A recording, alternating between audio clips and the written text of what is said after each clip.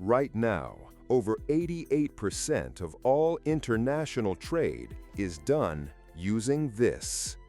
Quick cut of US dollar bills being printed. The US dollar. It's been the undisputed king of the global economy for 80 years. But what if I told you that its reign is being systematically dismantled in a quiet war you've never heard of? A war that will decide what the money in your wallet is actually worth.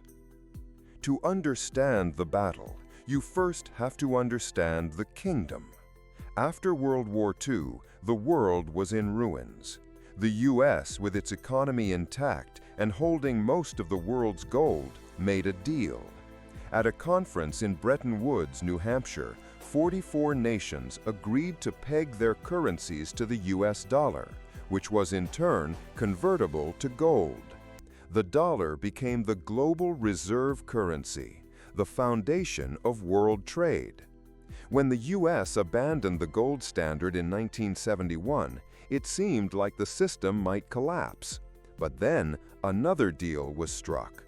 The US would provide military protection to Saudi Arabia, and in return, the Saudis would only sell their oil in US dollars. Other OPEC nations followed. This was the birth of the petrodollar. Any country that needed oil, which was every country, now needed US dollars. It was a brilliant move that cemented the dollar's dominance for the next 50 years, giving America what one French politician called an exorbitant privilege.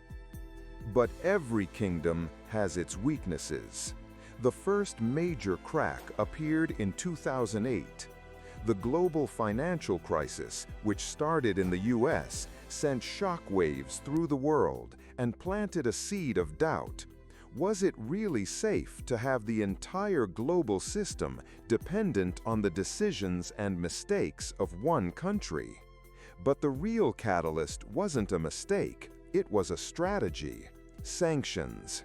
The US realized the dollar's dominance was its most powerful weapon. By controlling the global financial plumbing, specifically a system called SWIFT, the US could cut off entire countries from the world economy: Iran, North Korea, Venezuela, and then, in 2022, Russia. Freezing hundreds of billions of Russia's central bank reserves was a financial nuclear option. It worked, crippling Russia's economy overnight.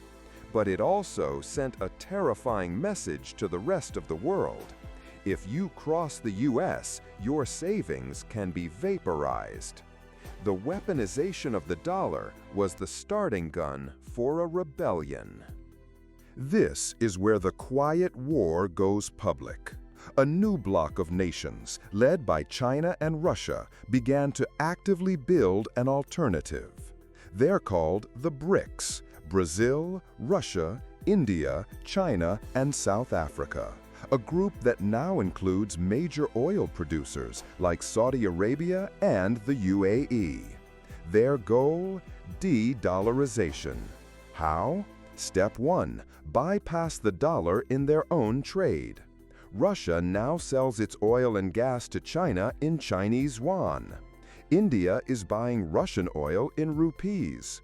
Brazil's president has publicly asked, why should every country have to base its trade on the dollar? Step 2. Build new plumbing. China has created its own alternative to SWIFT called CIPS. It's smaller but growing fast. Step 3. Challenge the dollar's status as a reserve asset. Central banks around the world are buying gold at the fastest rate in over 50 years. And there's even talk of a new BRICS currency, backed by a basket of commodities. Data shows the dollar's share of global reserves has already fallen from 71% in 1999 to around 58% today. The decline is slow, but it's steady and it's accelerating. So, why should you care about these high-level financial maneuvers? Because that exorbitant privilege of the dollar has directly benefited Americans for decades. It means the US government can borrow money more cheaply. And it means everything you import, from your phone to your clothes to your coffee, is cheaper. If the dollar's role diminishes, that privilege evaporates. The US would have a harder time financing its massive debt. The government might have to raise taxes or cut spending. The cost of imports would rise, fueling inflation. For the rest of the world, it could mean more stability, with their economies less tied to the decisions of the US Federal Reserve. But it also means more complexity and more risk. We are moving from a unipolar financial world to a multipolar one. And just like any other power transition in history, it will not be smooth. This quiet currency war isn't just about dollars, yuan, and rubles. It's about redrawing the map of global power, and the consequences will be felt in your wallet, at the gas pump, and in the grocery store. The age of the dollar's absolute dominance is ending. It won't be replaced overnight, and it may never be fully replaced by a single currency.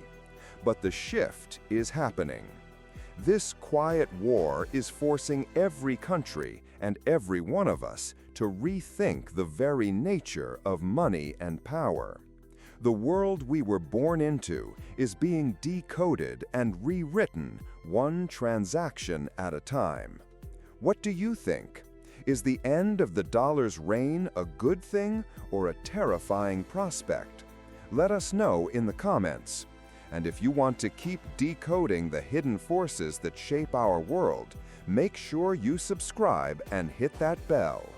Next time on Decoded World, we go inside the shadowy world of private military contractors and ask who really profits from war.